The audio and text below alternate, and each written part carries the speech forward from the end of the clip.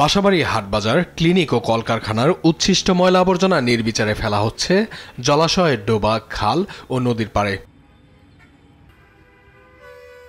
এছাড়াও পাড়া মহল্লা ও সড়ক মহাসড়কের আশেপাশে স্তূপ করে ফেলা হচ্ছে এসব ময়লা আবর্জনা, যা নদী, খাল ও জলাশয়ের দূষণ এবং পরিবেশ স্বাস্থ্য ঝুঁকির কারণ। পাশাপাশি মহাসড়কের পাশে ময়লার স্তূপের কারণে দুর্গন্ধে অতিষ্ঠ পথচারীরা। ময়লার গন্ধে আমরা হাঁটতে পারি না, নাক চাপতে ধরেও হাঁটতে পারি না, খুব সমস্যা হয়, বুঝছেন, বমি আহে। পাশে ময়লা ফেলানো থাকে, রাস্তাটা শর্ট হয়ে যাইতেছে, একটা গাড়ি ঘোড়া গেলে জীবনের ঝুঁকি থাকতে পারে, দুর্গন্ধ আসে। আশেপাশের এলাকার সব ময়লাই মেন রোডে ফেলায়, ফ্যাক্টরি আছে আশেপাশে। আমরা চাই এটা একটা সচেতনতা এর ভিতরে ময়লাগুলো নির্দিষ্ট স্থানে ফেলা। হাইওয়ের পাশে এইভাবে ময়লা ফেলে রাখলে সড়কে যারা যাতায়াত করে, যানবাহনে হোক বা ফুটপাতে যারা আমরা চলাফেরা করি, আমাদের জন্য অনেক যে দুর্গন্ধ সহ্য করতে হয়। এটা একই সাথে আমাদের স্বাস্থ্যের জন্য ঝুঁকিপূর্ণ, একইভাবে পরিবেশের জন্য ক্ষতিকর।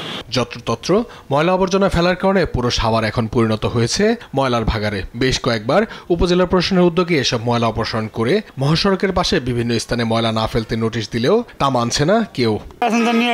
যাইতে লাগে যে গরু মারা, কুত্তা মারা, এরকম একটা খারাপ একটা গন্ধ বাসনা ছুটে, রাস্তা দিয়ে যাইতে পারি না, আইতে পারি না। ময়লা শ্বাসকষ্টের সমস্যা হয়, নিঃশ্বাসের সমস্যা হয়, চলতে পথে সবকিছু দিকে চতুর্দিকে সমস্যা দেখায়। যে দিক দিয়ে আমরা হাঁটি আর কি, না দুর্গন্ধ করে সমস্যা হয়, নাক চাপা আপনাকে হাঁটা লাগে।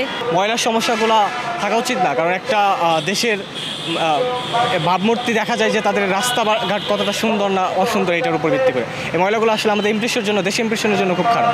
দোকানের মাল, কাঁচামালের তরকারিগুলো সব ফালাই জায়গায়, হোটেলের ময়লাগুলি ফালায়, বিভিন্ন ধরনের ময়লা আছে এখানে। নির্দিষ্ট ডাম্পিং জোন না থাকায় এমন দুরবস্থা উল্লেখ করে পরিবেশ রক্ষা ও জনভোগান্তি নিরসনের বাণী শোনালেন সাভার উপজেলার এই কর্মকর্তা। দীর্ঘমেয়াদী একটা প্ল্যান করে কিভাবে ওয়েস্ট ম্যানেজমেন্ট করা যায়, সে কারণে হলো ইতিপূর্বে হলো যে আমাদের শ্রদ্ধেয় জেলা প্রশাসক স্যার আমরা আলোচনা করেছি।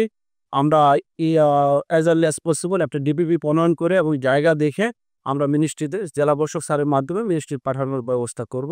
আমি প্রশাসক হিসাবে দায়িত্ব পাওয়ার পর আমি চেষ্টা করছি এই ওয়েস্ট ম্যানেজমেন্টটাকে কীভাবে হলো যে একটা সুশৃঙ্খলভাবে ও সুন্দরভাবে, যেটা হলো যে পরিবেশ রক্ষা হয় এবং মানুষজন হলো যে ময়লা আবর্জনা মুক্ত সাভারে বসবাস করতে পারে, সেই জন্য আমার প্রচেষ্টা অব্যাহত আছে। প্রশাসনের উদ্যোগে দ্রুতই নির্দিষ্ট ডাম্পিং জোন চান সাভারবাসী। নিউজ ডেস্ক, দেশ টিভি।